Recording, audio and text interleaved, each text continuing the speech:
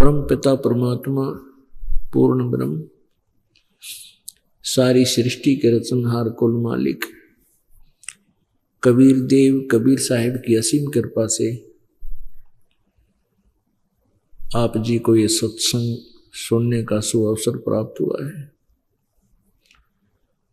पुण्य भाग है आपके। परमात्मा हमें आकर के यहाँ चेतावनी देते हैं, समझाने की चेष्टा करते हैं। वो परमात्मा सतलोक से चलकर आते हैं, अपने अमर लोक से चलकर आते हैं, यहाँ एक जन साधारण की भूमिका करते हैं और अपनी प्यारी आत्माओं को अपनी अमर वाणी के द्वारा ज्ञान कराते हैं कि तुम इस लोक के रहने वाले नहीं हो, तुम्हारे साथ एक बहुत बड़ा धोखा इस काल ने किया हुआ है। कर्मों के बंधन से आपको बांध रखा है और इन कर्मों के बंधन को केवल कबीर परमेश्वर स्वयं ही आकर के काट सकते हैं और किसी के बस की बात नहीं है। तो परमात्मा हमें आकर याद दिलाते हैं, मात पिता मिल जाएंगे, मात पिता मिल जाएंगे, 184 माँ सतगुरु सेवा और बंदगी भाई फेर मिलन की ना। पुणात्मा ये सतगुरु सेवा यानी सत्संग के अंदर आना, सतगुरु जी के बताए अनुसार साधना करना, ये भक्ति बंदगी यथार्थ साधना ये फिर नहीं मिलेंगी। ये मानव शरीर में ही प्राप्त हो सकती है और अन्य शरीरों में जैसे हम पशु पक्षी जलचर जंगली जानवरों किसी भी योनि में चले जाएंगे, वहां भी हमें माता पिता मिल जाएंगे। यदि हम यहाँ माता पिता संतान संपत्ति के ही ऊपर हम आसक्त रहते हैं, भगवान की भक्ति नहीं करते हैं, इसलिए परमात्मा हमें याद दिलाते हैं कि भाई ये माता पिता तो तुम्हें आगे भी मिल जाएंगे। कुत्ते की योनि में गए वहां माता पिता, गधे की योनि में गए वहां माता पिता, किसी भी योनि को हम प्राप्त करेंगे वहां भी ये परिवार फिर ऐसे ही जुड़ जाएगा। लेकिन मानव शरीर हाथ से छूटने के उपरांत ये सतगुरु सेवा और बंदगी यानी भक्ति सत साधना ये फेर मिलन की ना। इसलिए वो परमात्मा स्वयं आते हैं, आप जी को ये ज्ञान कराते हैं कि तुम यहां के रहने वाले नहीं हो। लेकिन आप जी के साथ काल ने ऐसा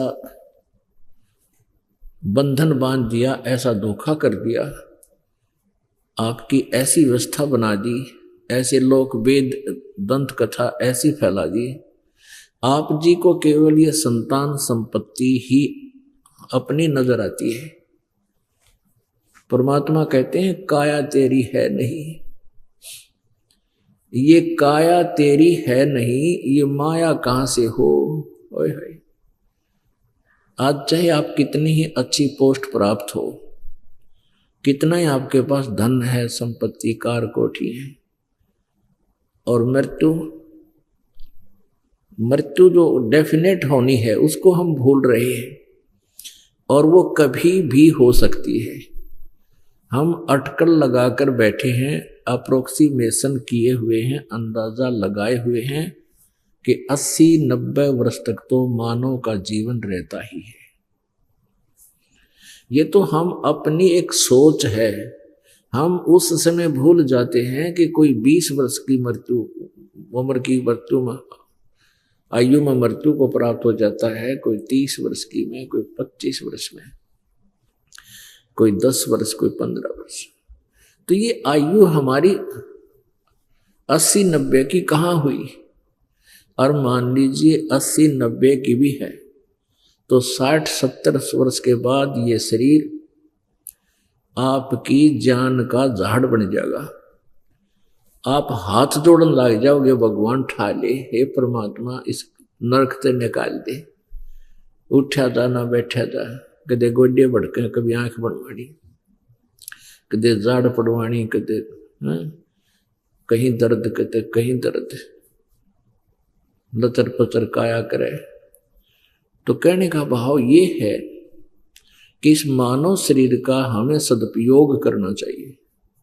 सदुपयोग का ज्ञान सत्संग से होता है। आज सुबह के सत्संग में आप जी को बताया था कि 3 लोक और भवन चतुर्दश कोई नहीं सत्संगी।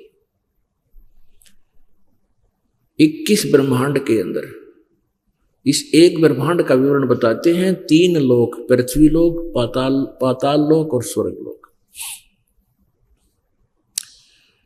और 21 ब्रह्मांड, इनसे अलग 14 भवन, 3 लोक और भवन चतुर्दश कोई नहीं सत्संगी। यानी इस ब्रह्मांड के अंदर कोई भी सत्य यथार्थ भक्ति मार्ग से परिचित नहीं है। आज सुबह के सत्संग में आप जी को वो कंसेप्ट क्लियर कर दिया था। तो आप जी कितने सौभाग्यशाली हो, आपकी कितने पुण्य हैं, आप जी को सत्संग प्राप्त है।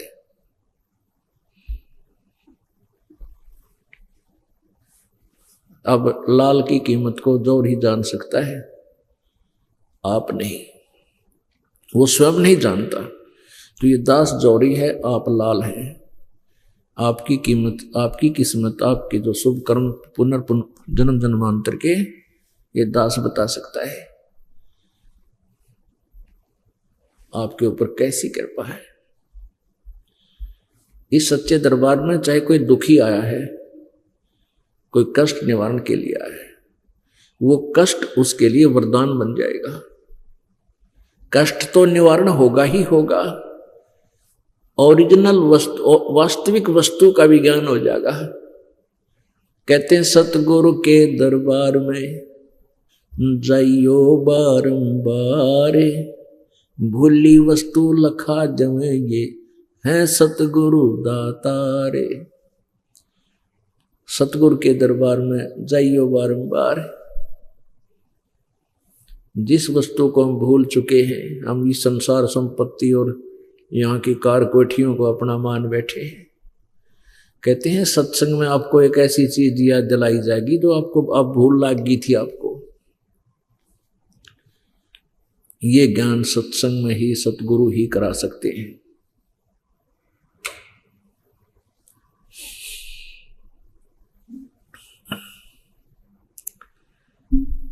काया तेरी है नहीं, ये माया कहाँ से हो, चरण कमल में ध्यान रखो, इन दोनों को खोए।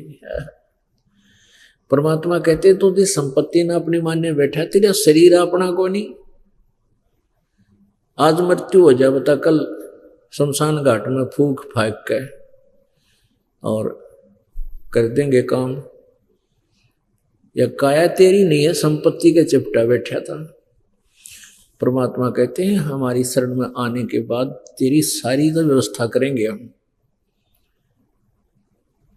क्योंकि प्रत्येक प्राणी धनी बनना चाहता है और धनी बनने के लिए वो दिन रात प्रयत्न करता है। दिन में मेहनत करता है, रात में सकीम बनाता है, लेकिन फिर भी कुछ नहीं बन पाता। परमात्मा कहते हैं जय तुझे राजपाट भी चाहिए, मारा इधर ले ध्यान। अगर तुझे धन चाहिए, राजा बनना चाहता है, तो वो भी हम ही बना सकते हैं। आपके भाग्य में नहीं है ये साधना, हम बताएंगे, आप कीजिए, आपको वो भी मिलेगा। लेकिन इस राज्य की आपको फिर इसके मेरिट्स एंड डीमेरिट्स भी आपको साथ बताए जाएंगे। मेरिट्स यानी इसके लाभ हानि भी राज्य के साथ बताए जाते हैं। फिर आप राज नहीं चाहोगे। फिर कहने का भाव ये है परमात्मा का कि जहां तू डले ढो रहा है, जो साधनाएं आप जी कर रहे हो और जिन भगवानों को आप सुप्रीम पावर मान बैठे हो, वो आपके भाग्य में परिवर्तन नहीं कर सकते। मासा घटे न तिल बढ़े, विदना लिखे जो लेख, सच्चा सतगुरु मेट कर ऊपर मार दे मेख। अब कहते हैं मासा घटे ना तिल बदे, यानी कोई नो चेंज एट ऑल। आपके भाग्य में किसी प्रकार का कोई परिवर्तन ना श्री ब्रह्मा जी कर सकते, ना विष्णु जी, ना शिव जी, और न ब्रह्म कर सकता, न पर ब्रह्म कर सकता, केवल परम अक्षर ब्रह्म कर सकता है। और उस परम अक्षर ब्रह्म कब करेगा? आप उसकी शरण में आ जाओगे। गीता जी अध्याय नंबर 18 के श्लोक 62 में कहा कि अर्जुन तू सर्वभाव से उस परमेश्वर की शरण में जा, जिसकी कृपा से तू परम शांति और सनातन परम धाम शाश्वतम स्थानम, शाश्वतम माने सदा रहने वाला, अविनाशी, कभी नष्ट ना होने वाला, कभी समाप्त न होने वाले उस लोक को प्राप्त होगा, स्थान को प्राप्त होगा, यानी सतलोक चला जाएगा। किसको, किसकी शरण में जावे? गीता जी अध्याय नंबर 8 के श्लोक नंबर 1 में अर्जुन ने पूछा कि आपने गीता जी अध्याय नंबर 7 के श्लोक नंबर 29 में जिस तत्ब्रह्म का जिक्र किया है कि उसको जानने के उपरांत और सारे आध्यात्मिक कर्मों से परिचित होने के उपरांत और इस ज्ञान से परिचित, तत्व ज्ञान से परिचित होने के उपरांत प्राणी जरा और मरण, जरा माने बुढ़ापा, वृद्धावस्था, और मरण मृत्यु से ही छूटने का प्रयत्न करता है। वो कौन है? वो तत्ब्रह्म, किम तत्ब्रह्म, 8वें अध्याय के प्रथम मंत्र, 8वें अध्याय के 3रे श्लोक में गीता ज्ञानदाता कहता है वो परम अक्षर ब्रह्म है। यानी गीता ज्ञानदाता से कोई और सुप्रीम पावर है,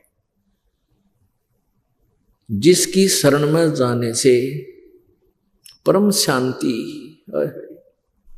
परम शांति को और सनातन परम धाम को, सतलोक को प्राप्त होगी। तो यहां कोई जीव सुखी नहीं, कोई तन से दुखी, कोई धन से दुखी, कोई धन के अभाव में दुखी, कोई संतान के अभाव में दुखी, कोई संतान से दुखी। परमात्मा परमेश्वर कबीर जी ने आगे बताया है,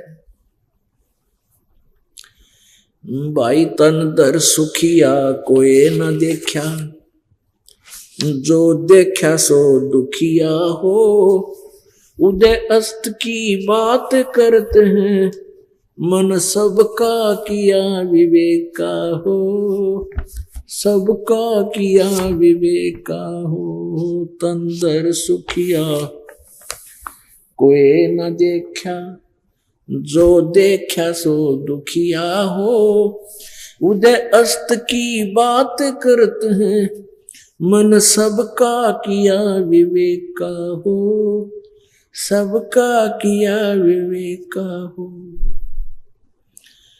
भाई जंगम दुखिया जोगी दुखिया, जंगम दुखिया जोगी दुखिया, तपस्वी को दुख दूना हो, जंगम दुखिया जोगी दुखिया, तपस्वी को दुख दूना हो। आशा तृष्णा सबको व्यापे, कोई मैल न सुना हो, कोई मैल न सुना हो। तंदर सुखिया कोई न देखा, जो देखा सो दुखिया हो, उदय अस्त की बात करते हैं, मन सबका किया विवेका हो, सबका किया विवेका हो। भाई घाटे बाधे सब जग दुखिया, के गृहस्थी बैरागी हो। घाटे बाधे सब जग दुखिया, के गृहस्थी बैरागी हो। सुख देव ने दुख के डर में, गर्भ में माया त्यागी हो। गर्भ में माया त्यागी हो। तंदर सुखिया कोई न देखा, जो देखा सो दुखिया हो। उदय अष्ट की बात करते हैं, मन सबका किया विवेका हो। सबका किया विवेका हो। भाई जंगम दुखिया योगी दुखिया, तपस्वी को दुख दूना हो।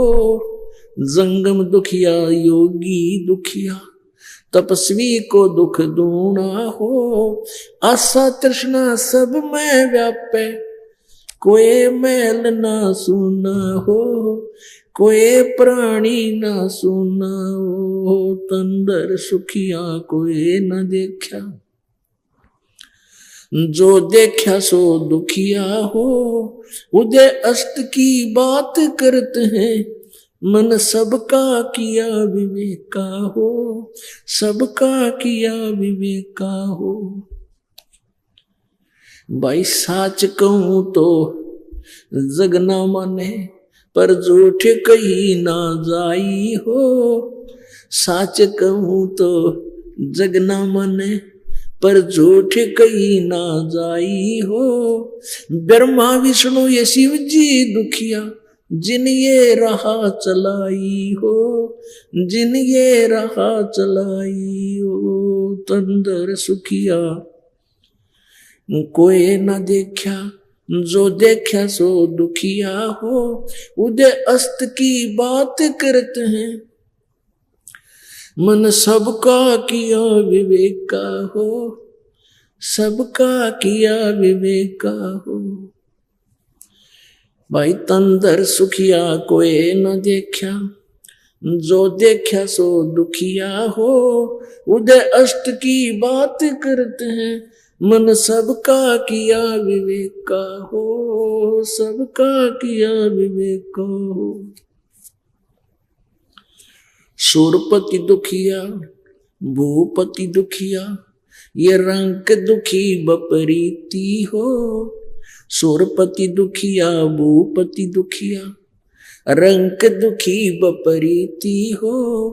कहे कबीर और सब दुखिया, एक संत सुखी मन जीती हो। संत सुखी मन जीती हो। तंदर सुखिया कोई न देखा, जो देखा सो दुखिया हो। उदय अस्त की बात करते हैं, मन सबका किया विवेका हो। सबका किया विवेका हो। सुरपति दुखिया भूपति दुखिया, रंग दुखी बपरीती हो। सुरपति दुखिया भूपति दुखिया, रंग दुखी बपरीती हो। कहे कबीर और सब दुखिया, एक संत सुखी मन जीती हो। संत सुखी मन जीती हो। तंदर सुखिया कोई न देखा, जो देखा सो दुखिया हो। उदय अस्त की बात करते हैं, मन सबका किया विवेका हो। सबका किया विवेका हो।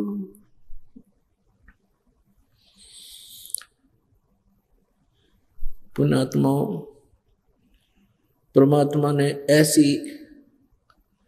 ऐसी गहरी और गूढ़ रहस्य की वाणियां हमें सुनाई हैं, बोली हैं, लेकिन इन काल के दूतों ने परमात्मा तक हमें नहीं पहुंचने दिया। नकली संतों ऋषियों महर्षियों ने। इसलिए परमेश्वर ने स्वयं आना पड़ता है। स्वयं आए थे 600 वर्ष पहले, सन 1398 में, ज्येष्ठ सन 1455, विक्रमी संवत 1455 ज्येष्ठ सुदी पूर्णमासी को, यानी जेठ उतरते की पूर्णमासी पूर्णमासी को सुबह सुबह परमात्मा काशी शहर में बने हुए एक लहर तारा नामक तालाब में विकसित कमल के फूल पर आके नवजात शिशु रूप धारण किया था। सतलोक से चल कर आए थे। एक नीरू नीमा नाम के जुलाहा पति पत्नी स्नान करने के लिए सरोवर में गए थे। सुबह सुबह बच्चे को ले आए थे अपने घर पे। वो जुलाहा थे। जुलाहे का कार्य करने के कारण परमात्मा भी जुलाहा कहलाए, यानी कर्म से ही जाति बनती है, कोई जाति जन्म से नहीं होती है। तो वो परमात्मा 600 वर्ष पहले आए थे और परमात्मा परमेश्वर जो लीला किया करते हैं वो तो परमात्मा वैसी ही लीला किया करते हैं। जैसे सूर्य उदय होता है तो अंधेरे का नाश किया ही करता है, ऐसे ही परमात्मा, ये लक्षण है, ये उसका सूर्य के बारे में, ये सूर्य के गुण हैं। तो ऐसे ही परमेश्वर के गुण हैं जो वेदों में गीता जी में लिखे हुए हैं। तो जो गुण परमात्मा के होते हैं वो कबीर परमेश्वर जी ने 600 वर्ष पहले वो चित्रार्थ कर रखे हैं। और आज हम अपने भगवान को पहचान लेंगे क्योंकि हम वेदों को श्रेष्ठ मानते हैं। वास्तव में वेद श्रेष्ठ हैं ही, सत्य है। और वेदों में जो लिखा है वो हमें मानना अवश्य चाहिए। पुराणों में जो लिखा है, पुराणों को भी हम विशेषकर हिंदू समाज के तो पुराणों को हम शिरोधार्य ही मानते हैं।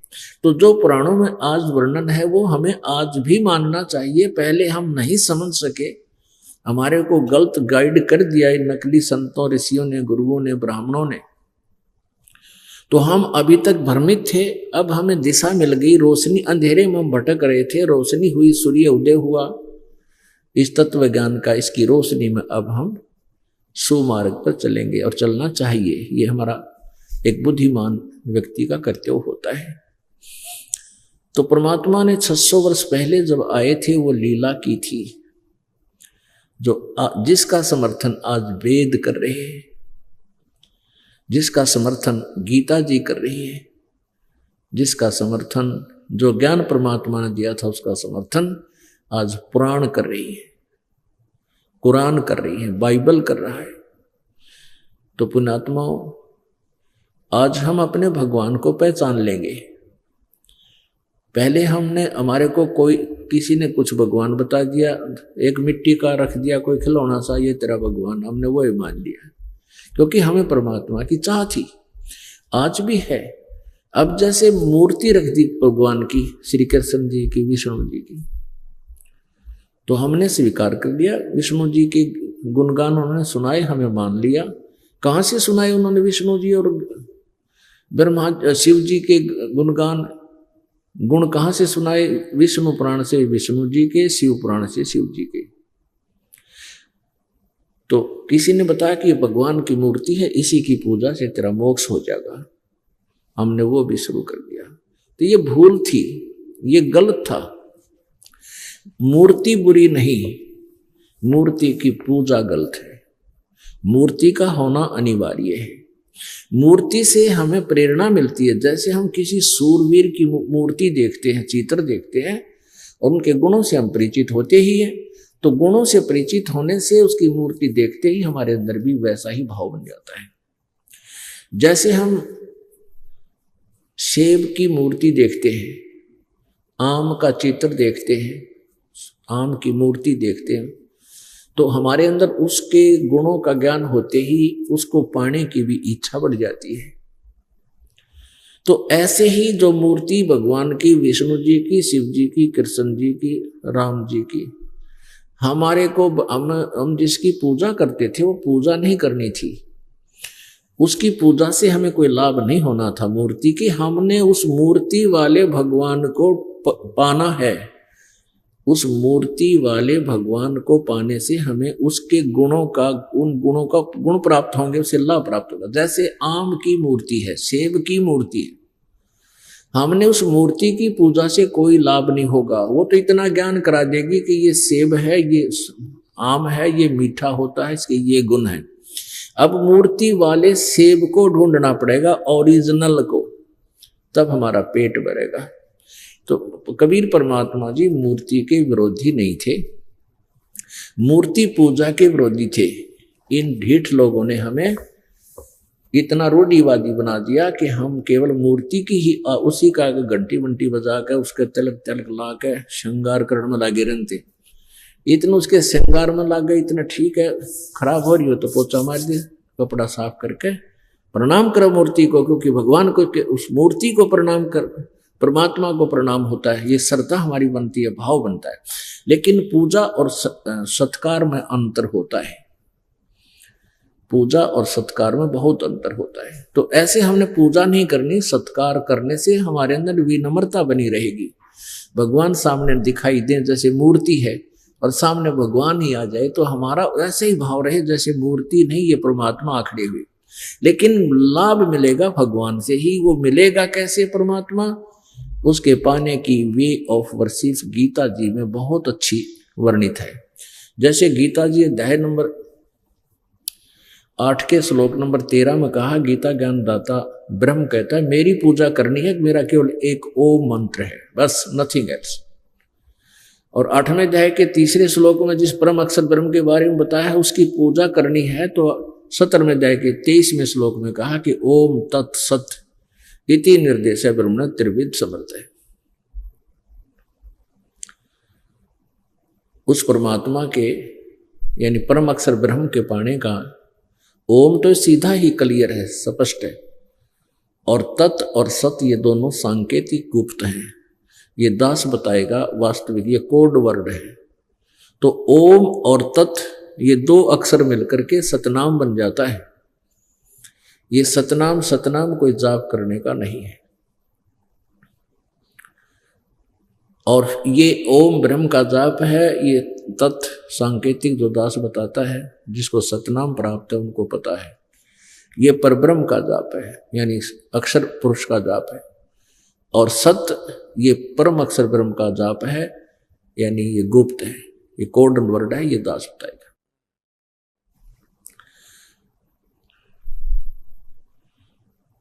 हमने उस परमात्मा को पाना है, मूर्ति से कोई लाभ नहीं होगा। हमने उस परमात्मा को पाना है जिसकी हम खोज कर रहे हैं, जिससे हमें पूर्ण लाभ होगा। अब गीता ज्ञान दाता कहता है कि तू सर्वभाव से उस परमेश्वर की शरण में जा जिसकी कृपा से तू परम शांति और शाश्वत स्थान यानी सतलोक को प्राप्त होगा। हमारे को इन लोगों ने इतना भ्रमित कर दिया कि हमने किसी ने कुछ भी बता दिया उसी को गॉड मान लिया और हम वहीं पर अपना जीवन बर्बाद करके चले गए। अब परमात्मा ने अपनी वाणी में लिखा है कि जो ज्ञान, जैसे वेदों का ज्ञान, पुराणों का ज्ञान है, ये भी ज्ञान है। लेकिन गीता जी अध्याय नंबर 4 के श्लोक नंबर 32 में कहा कि जो यथार्थ ज्ञान है धार्मिक अनुष्ठानों का, यज्ञों का, विस्तार के साथ सच्चिदानंद घन ब्रह्म की वाणी में, यानी ब्रह्मणे मुखे सच्चिदानंद घन ब्रह्म की वाणी में विस्तार से कहा गया है। और उस ज्ञान के समझने के बाद सर्व कर्म बंधन, सभी बंधनों से तू मुक्त हो जाएगा। उस ज्ञान को चौथे अध्याय के 32वें श्लोक में ही कहा है, 34 में कहा है, चौथे अध्याय के 34वें श्लोक में कहा है कि उस ज्ञान को तू तत्वदर्शी संतों के पास जाकर समझ।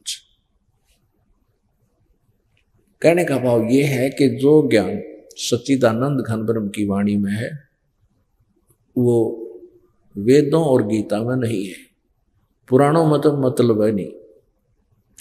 पुराण तो ये ब्रह्मा विष्णु महेश और इनके जो वंशज हैं, पुजारी हैं, इनकी अपना अनुभव है। और वेद और गीता ये ब्रह्म द्वारा दिया गया यथार्थ भक्ति ज्ञान है। लेकिन है किस सत्र का? ये ब्रह्म तक की तो भक्ति है इसमें, और ज्ञान पूर्ण परमात्मा का भी है। मैक्सिमम ज्ञान उसी पूर्ण परमात्मा का। तो 600 वर्ष पहले परमात्मा जो आए थे वो लीलाएं जो की थी, और वही ज्ञान परमात्मा ने अपनी सच्चिदानंद घन की वाणी कबीर वाणी में लिपिबद्ध करवाया था। उसमें क्या बोला है? तारा मंडल बैठ कर ये चांद बड़ाई खावे, उदय भया जब सूरज का स्यों तारों छिप जावे। अब सच्चिदानंद घन ब्रह्म की वाणी में कबीर जी के तत्व ज्ञान के समक्ष ये समझो सूर्य उदय हो रहा है परमात्मा के यथार्थ ज्ञान का। इस ज्ञान के सामने जैसे कहते हैं तारा मंडल बैठ के चांद बड़ाई खावे, अंधेरी रात में और चंद्रमा खिल रहा हो, बहुत कुछ है लेकिन काम चलाऊ। चंद्रमा की रोशनी होती है लेकिन काम चलाऊ होती है। और वो तारा मंडल यानी तारों से ज्यादा चमकीला होने के कारण वो अधिक महिमावान होता है। और जब सूर्य निकल जाता है तो न तारे दिखाई देते और न चंद्रमा दिखाई देता। तो तत्व ज्ञान जब आपके समझ में आ जाएगा, आपको फिर वेदों और गीता जी की आवश्यकता नहीं रहेगी। अब वेदों और गीता जी की आवश्यकता और पुराणों की हमें इसलिए है कि हम तत्व ज्ञान को समझ सकेंगे इनसे। और जब हमें तत्व ज्ञान यानी सूक्ष्म वेद का ज्ञान हो जाएगा, पांचवें ज्ञान का, फिर तो सूर्य उदय हो जाएगा। फिर किसी प्रकार का आध्यात्मिक अज्ञान आपके हृदय में नहीं रहेगा। अब प्रसंग चल रहा है कि हम परमात्मा की खोज किस लिए कर रहे थे। कोई तो दुख निवारण के लिए, और कोई किसी कारण के लिए, कोई किसी कारण के लिए, लेकिन वो कष्ट भी निवारण हमारे नहीं हुए। अब परमात्मा हमें आकर के याद दिलाते हैं कि जिस लोक में तुम सुख ढूंढना चाहते हो, यहां सुख है ही नहीं। पुण्यात्मा, परमात्मा की एक एक वाणी का बहुत गहरा रहस्य है, बहुत गुप्त गूढ़ रहस्य है। और आप जी बिल्कुल बालक हो, जैसे 2-3 वर्ष का बालक होया करे, 2-3 के वर्ष के बाल जैसे आप हमारे बच्चे हो गए। दो प्रकार की जो ना परिवार होता है। एक तो बिंद से माता पिता के संयोग से वो परिवार है, वो भाई बहन है, वो संतान है, बेटा बेटी है। और दूसरा परिवार होता है वचन से, शब्द से, नाद से, एक बिंद से एक नाद से। तो आप जी हमारे पुत्र हो, पुत्री हो, नाद से वचन के, यानी उपदेश ले लिया। उपदेश लेने से आप हमारे बच्चे बन गए, हमारे बालक हो गए, हमारा परिवार बन गया। तो कहते हैं आप अभी इस भक्ति मार्ग में जन्म आपका उस दिन है जिस दिन आपने नाम लिया। तो आप कोई 6 महीने का है, कोई 2 महीने का, कोई 2 वर्ष का, और जो हो गए इस क्रोथा कांड से पहले जो थे वो तो हमारे, जो तभी नाम लिया था वो तो अभी बालक ही है, लेकिन उससे पहले जो थे वो तो काफी समझते हैं इस ज्ञान को। तो कोई 2 वर्ष का है, कोई 3 वर्ष का है, और कोई 4 वर्ष का है। तो आप जी को अभी कंप्लीट नॉलेज नहीं हो पाया है, आप मैच्योर नहीं हो, आपके विचार अभी बालक हो, लेकिन आप हमारे बच्चे होने के कारण इस दास के द्वारा दिए गए ज्ञान में आपको कोई शंका नहीं, लेकिन आपकी बुद्धि ग्रहण नहीं कर पा रही, जो ये दास बताना चाहता है। जैसे एक छोटे से बालक ने, माता पिता कहते हैं कि ले बेटा वो पेन लिया, वो पेन उठा लेता है, जैसे कहीं रखा हो पेन उठा लिया, और उससे अपने पिता से पूछता है कि पिताजी, पापा ये क्या है? तो वो बताता है बेटा पेन है, कलम है, ये कलम है, पेन है, ये पेन है, वो करता करता और उसको वहीं रखकर चला जाता, खेलने लग जाता। उसको ही उसको समझ में नहीं आ रहा कि पिताजी कहना कैसा रहा, वो प्रसन्न भी कर रहा है। तो पुण्यात्मा, और लेकिन उसको इस चीज का डाउट भी नहीं है कि पिताजी गलत कह रहा होगा, गलत कह रहा है। इसी प्रकार आप अभी बालक हो जिसने कंटिन्यूस 3 वर्ष इस दास का सत्संग यहां सुन लिया, और या फिर सीडी वगैरह लेकर जो ज्यादा इंटरेस्टेड हैं सीडी ले जाते हैं, किताबें पढ़ते हैं, वो महीने 2 महीने 6 महीने साल तो उनको लग ही जाता है। और कंप्लीट ज्ञान तो 3 साल में होगा आपको। कंप्लीट मीन फिर आपको दास जो कहेगा वह सारी समझ में आओगी। जब बच्चा बड़ा हो जाता है उसको कहते हैं वो पेन ला उठाकर, वो दौड़ा दौड़ा जाता है और पेन उठाकर ला कर दे देता है। अब उसकी बुद्धि काम करने लगेगी। तो ऐसे ही पुण्यात्माओं, आप बालक हो और 3 साल, क्योंकि इतना अज्ञान फैला रखा, 9 मन सूत उलझा रखा था इन अज्ञानिया ने। अब ये सुलझ गया, अब धीरे धीरे आपकी समझ में आओगा। तो 3 वर्ष कंटिन्यूस आप सत्संग सुनते रहोगे, भक्ति करते रहोगे, तब तक तुम्हारी या खत्म होगी। यानी दास जो बताना चाहता है उसको तब तो तुम स्वीकार करने लगोगे। कहां साची कहे, क्या कहे? झूठे सुख को सुख कहे, झूठे सुख को सुख कहे, ये मान रया मन मोदे, ये सकल चबीना काल का, भाई कुछ मुख में कुछ गोदे। इस झूठे सुख न सुख कहे। कौन कौन से सुख को? भाई सुरपति दुखिया, भूपति दुखिया, रंक दुखे बपरीती हो। सुरपति दुखिया, भूपति दुखिया, रंक दुखी बपरीती हो। कहे कबीर और से भी दुखिया, एक संत सुखी मन जीती हो। संत सुखी मन जीती हो, तंदर सुखिया कोई न देखा। जो देखा सो दुखिया हो, उदय अस्त की बात करते हैं, मन सबका किया विवेका हो, सबको किया विवेका हो। अब क्या बताते हैं? सुरपति दुखिया और भूपति दुखिया, रंक दुखी बपरीती हो। सुरपति यानी स्वर्ग का राजा, देवताओं का मालिक, इंद्र भी दुखी। इंद्र का इतिहास पढ़ कर देख लो पुराणों में, सुख का सांस नहीं उसने। कभी राक्षसों के साथ झगड़ा हो रहा है, इंद्र स्वर्ग छोड़कर भाग गया, जंगल में जाकर गुजारा किया, राक्षसा ने राज ग्रहण कर लिया। कभी कुछ हो रहा है, कभी कुछ हो रहा है।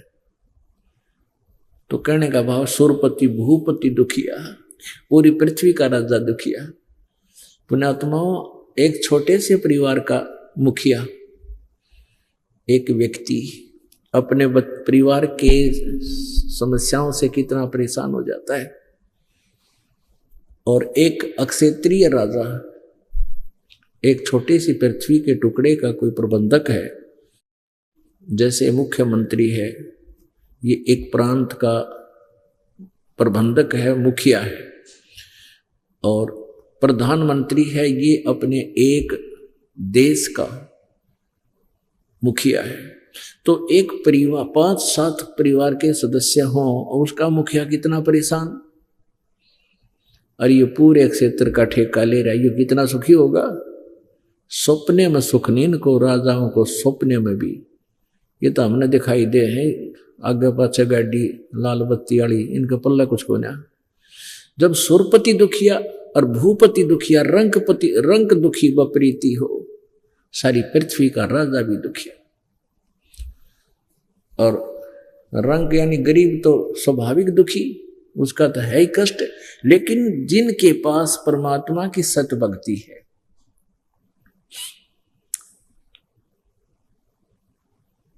परमात्मा की सत भक्ति है, वो सबसे सुखी और सबसे धनवान। परमात्मा कहते हैं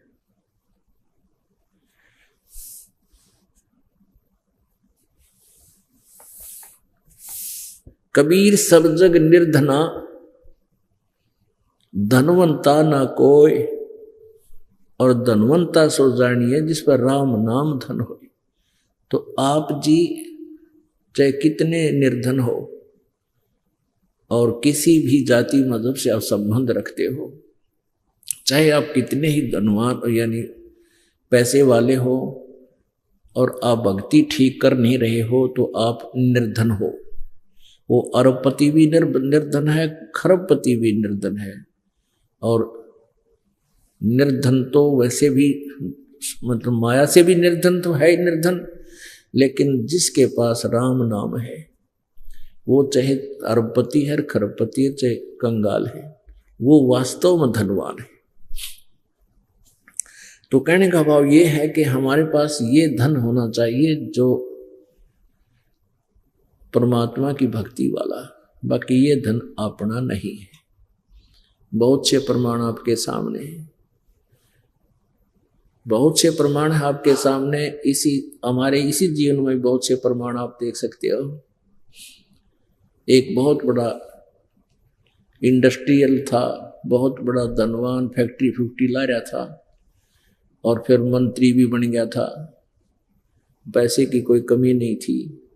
एक पलक में एक्सीडेंट हो गया और यहीं छोड़कर चला गया सब कुछ।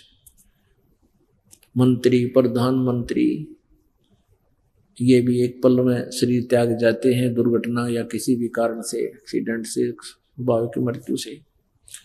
तो परमात्मा कहते हैं कि सुरपति दुखिया, भूपति दुखिया, रंग दुखी बपरीती हो, कहे कबीर और सब दुखिया, एक संत सुखी मन जीती। अब मन जीती कैसे होगा? मन जीतने का तरीका मालिक ने बताया है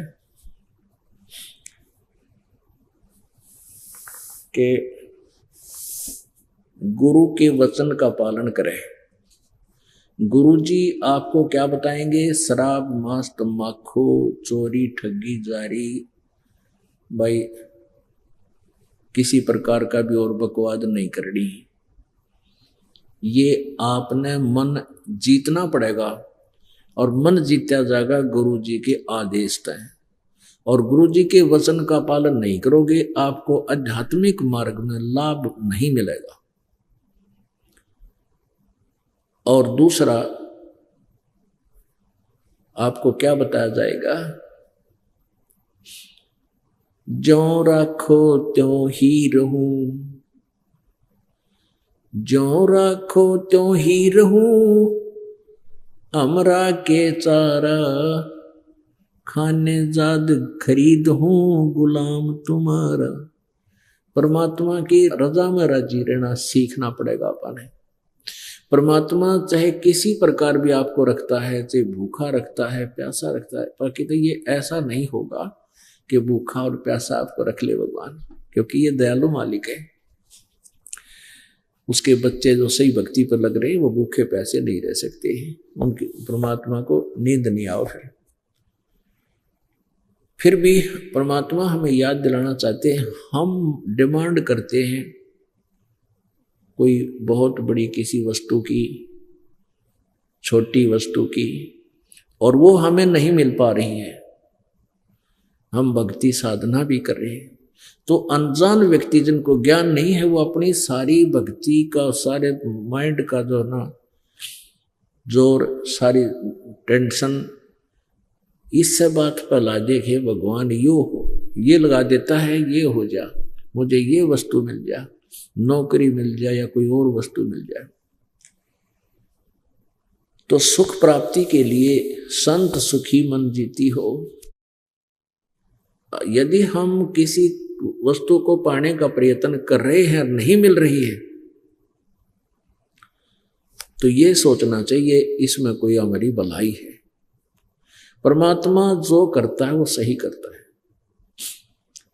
ये बातें हृदय में समानी पड़ेंगी, ये फार्मूले अपनाने पड़ेंगे इस इक्वेशन को सोल्व करने के लिए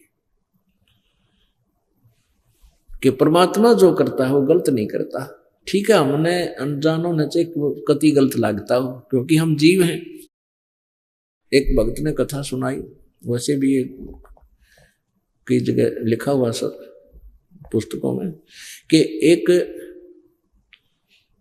राजा था और राजा का मंत्री, राजा और राजा का मंत्री ये दोनों ही पहले धार्मिक लोग होते ही थे। और वो एक स्वाभाविक बात है, जो उच्च पोस्ट प्राप्त होते हैं, राजा होते हैं, ये पिछले जन्मों की भक्ति साधना से ही होते हैं। इनके अंदर भगवान का थोड़ा बहुत डर बना ही रहता है। तो राजा को इतना विश्वास नहीं था प्रभु पे, लेकिन मंत्री जी को, मुख्य जो उसका मंत्री था, महामंत्री, उसको बहुत विश्वास था परमात्मा की एक एक वाणी पे। एक दिन राजा अपने खड्ग की, अपनी तलवार की धार चेक कर रहा था, किसी से बातें कर रहा था और महामंत्री वहां खड़ा था। और उस महामंत्री से अन्य मंत्री जो थे वो बहुत चिढ़ते थे कि राजा इसको महत्व बहुत देता है। आगे पीछे से राजा के कान भी भरते थे कि ये महामंत्री आपका अच्छा नहीं है, ये आपका जो है हितैषी नहीं है, हमने इसके बारे में ऐसा सुना ऐसा सुना। लेकिन राजा नहीं मानता था, क्योंकि राजा ये मानता था कि धार्मिक आदमी है, भगत आदमी है, गलत नहीं हो सकता, ये ईर्ष्यावश बोल रहे हैं। तो एक दिन वो मंत्री अन्य और महामंत्री और राजा खड़े थे और तलवार की धार को ऐसे वैसे हाथ लाकर यूं चेक करते हैं।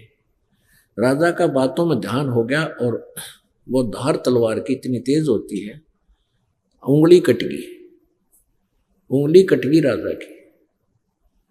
और राजा ने कहा मर गया मैं तो, भाई नाश हो गया। तो महामंत्री ने कहा कि बहुत अच्छा हुआ। अब राजा की तो 100 पे सुई गई कि देख निकम्मा आदमी, मेरी उंगली कट गिरी, उन्होंने कहा है बहुत अच्छा हुआ। तो उसके फिर वह बात भी खटक गई कि मंत्री ठीक क्या करते कि ये दुश्मन है मेरा, मेरी उंगली कटी, ये खुशी मना रहा है, उन्होंने कहा बहुत अच्छा हुआ। राजा ने कहा कि इसको जेल में डाल दो, वो कैद में डाल दिया। 5-4 महीने के बाद, 5-6 महीने के बाद राजा की वह कटी हुई उंगली का पीड़ा बंद होगी, बाकी वो टूंड सा न्यों का न्यों रह गया, वो ठीक हो गया जितना था। वह कट की जरूर इतनी, वो घाव भर गया उसका कटने के बाद।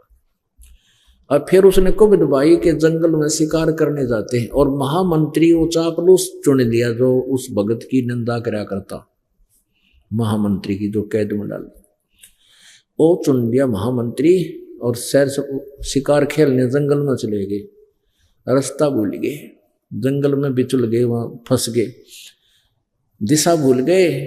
तो उस जंगली लोगों का कोई त्योहार था और उनके पुरोहित ने कह रखा था भी आज देवी के नर बलि चढ़ानी है, नर मनुष्य को काट के इसके चरणों में उसका खून मुंह के लगाना है, यानी बलि आदमी की बलि करनी है इसको, इन बकरे और जोटियां की नहीं, तब ज्यादा खुश होगी। तो उस कबीले के जो थे आदमी सब इधर उधर किसी आदमी की तलाश में चल पड़े। उन्होंने वो दोनों घोड़ों पर थे, वो दोनों घोड़ों वाले घेर लिए, तीर ले रहे चारों तरफ से, सैकड़ों आदमी घेर लिए, पकड़ ले आए, पुरोहित के सामने खड़े कर दिए कि लो जी एक छोड़ दो बोले। पुरोहित बोला ठीक है, 2 चढ़ा देंगे, देवी और ज्यादा खुश होगी। तो उस पुरोहित ने कहा कि ये देखो इनका कोई अंग भंग ना हो, अंधा काना लूला लंगड़ा कोई टुंडा ना हो। उनकी फिर निरीक्षण किया गया तो हाथ आगे कराए तो एक राजा की जो व्यक्ति की उंगली कटी हुई थी, पुरोहित को बताया गया। पुरोहित बोला भाई ये नहीं चलेगा, इसको छोड़ दो। और राजा तो छोड़ दिया और चापलू चढ़ा दिया। वो महामंत्री जो सेकंड बनाया था साहब, उसकी काट के गर्दन और कर दिया फारिग। अब राजा की तो जान बची, लाखों पाए, डाकों डाक घर आए। घर आकर उसने रास्ते में 100 बार शुक्र मनाया कि उस दिन महामंत्री सही कह रहा था भगत जी, अरे आंगली कटी तो बहुत अच्छा गया। ओए होए, ये तो उंगली ना कट रही होती तो जान गई थी मेरी। अब उसने सबसे पहले आते ही उस महामंत्री को जो कैद कर रखा था उसको कैद मुक्त किया, बरी कराया। और फिर उससे कहा भगत जी आपको मैंने पीड़ा दी, इसकी क्षमा करना। आपकी वो बात आज सत्य सिद्ध हुई। आप कह रहे थे ना उंगली कटी, तो आपने कहा था बहुत अच्छा हुआ भाई, मेरे लिए तो घना अच्छा हो गया उंगली कट गई, उंगली कटने से मेरी जान बच गई। फिर उसने प्रश्न किया राजा ने उस महामंत्री से कि मेरे लिए तो अच्छा हो गया, मेरी उंगली कटने से मेरी जान बची, तो आपके लिए क्या अच्छा हुआ, ये 6 महीने की कैद भोगनी पड़ेगी। ने बोला मेरे लिए मेरी जान बच गई ना, मैं तेरे साथ होता हूं, मेरी बलि चढ़ाओ। तो आज तो कहते हैं परमात्मा जो करता है सत्कर मान लेना, ये चाहे कथा हो लेकिन ये सत्य है। हमने इतना विचार करना पड़ेगा इस मार्ग पर अगर कदम रखना है, तब हम 2 कदम चल पाएंगे। नहीं तो काल के इतने झंझट हैं, पता नहीं के डिमांड, छोटे मोटे कष्ट आ भी जाएंगे। कहते हैं संत शरण में आने से आई टले बला, और जय माथे में सूली होवा काटे में टल जा। यानी भाग्य में जय सूली यानी मृत्यु हो तो काटे में टल जा।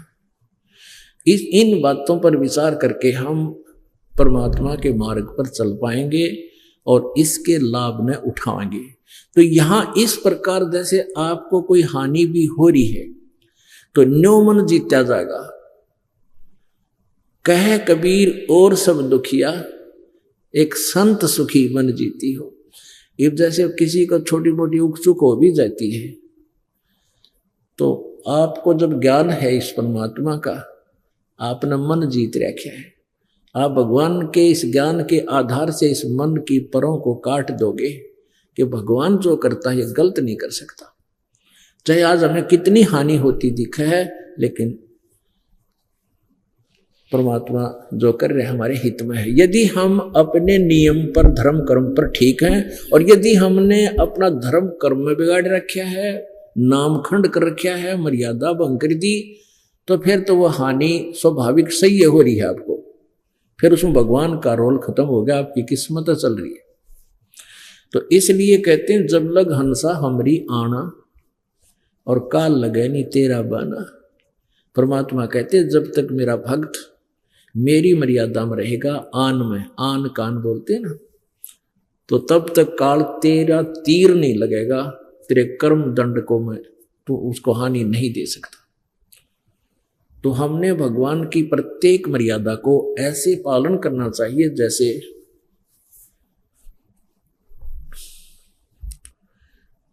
खेल के खिलाड़ी होते हैं, उनकी मर्यादाएं होती हैं, और जरा सी मर्यादा यानी नियम भंग होने से वो फाउल हो जाता है, उसको बाहर फेंक देते, निकाल देते, बाहर बैठ जा।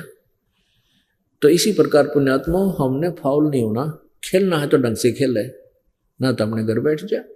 कोई भी काम आप करोगे उसको मर्यादा में और सच्ची लगन से करने से, सावधानी से करने से बात बनेगी। नाम खंड नहीं होना चाहिए। काल का सबसे पहला दाव है आपका नाम खंड होते ही। मान लीजिए कई से भक्त हैं जो नाम खंड कर गए, आना भी छोड़ गए, उनके पिछले संस्कार ठीक हैं, हो सकता 5-4 वर्ष वो ठीक निकल जाए, लेकिन जब और आगे चल के तो उनको बड़ा भारी कष्ट होगा ही होगा। अब जैसे किसी ने नाम ले लिया, अच्छी आत्मा है, लेकिन नाम खंड कर दिया, और उसी समय उसको एक भयंकर कर्म की चोट आनी थी, परमात्मा का तो हाथ हट गया, परमात्मा का जो सपोर्ट था वो नहीं रहा, और आप पर कुदरती वो फिर कर्म की दंड आएगी, आपको घनी हानि हो जाएगी। तो ऐसे इस अध्यात्म ज्ञान को समझना आपने, और तभी हम इस मार्ग पर चल पाएंगे। अब जैसे माता गर्भ को राखे यत्न बनाए, ठेस लगे तो छन होवे तेरी ऐसे भक्ति जावे। जैसे किसी बहन बेटी को बहुत ही समय में कभी विवाह के 4-5 वर्ष बाद या वैसे भी स्वाभाविक जो गर्भ हो जाता है रह जाता है, तो माता को एक विशेष चिंता बनती है कि ये भगवान कहीं मेरे बालक का ठेस ना लग जा, ऊंचे नीचे में पैर ना रखा जा। रात्रि में जब सोती है माता तो एकदम जब करवट भी लेती है तो भी एकदम चमक कर पड़ती है, कहीं मेरे बालक पर दाब नहीं आएगी। यानी इतनी सावधानी बरतनी पड़ती है, तब वो बालक रूपी लाल उसको प्राप्त होगा। ऐसे ही परमात्मा कहते हैं, जैसे माता गर्भ को रखे यतन बनाए और ठेस लगे, यानी कोई ऊक चूक होगी, कोई झटका लग गया तो भक्ति नष्ट हो जाएगी। ऐसे भक्ति जाए, ऐसे तेरी भक्ति नुकसान नष्ट हो जाएगी यदि आपने लापरवाही कर दी है। मर्यादा का इतना पालन करना चाहिए, जैसे सीता जी को श्री राम ने, सीता जी ने जब देखा कि एक मर्ग हिरण उसकी बाड़ी को तोड़ रहा है, देखा तो वो तो सोने का है, सर्व सोने का हिरण। देख जब बुद्धि भ्रष्ट हो जाती है ना, उल्टे दिन लग गए, इतनी भी समझ में ना आई सीता जी के सोने के मर्ग होया करें कदे, सारा सोने का मर्ग। तो वो माया वही मर्ग था, उसका रावण का मामा मारीच, वो लीला कर रहा था, सीता को उठवाने का यत्न था। तो कहने का भाव यह है कि जब वो चलने लगे, राम ने लक्ष्मण से कहा था, भाई तू बताइए मैं जाऊं हूं या नहीं मानती, जिद्दी बहुत है।